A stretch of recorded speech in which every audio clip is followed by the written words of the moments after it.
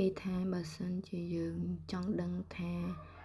តើការងារមួយនឹងឬក៏រឿងមួយនឹងវាស័ក្តិសមជាមួយនឹងយើងអត់